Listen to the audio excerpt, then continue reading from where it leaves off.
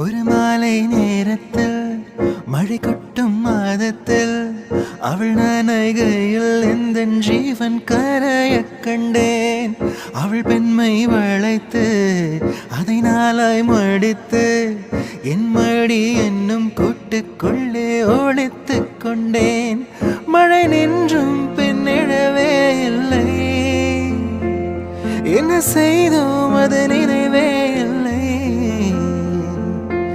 என்ன வியப்பு, மாலை போல் என்னை அள்ளி தழுவி கொண்டாள்.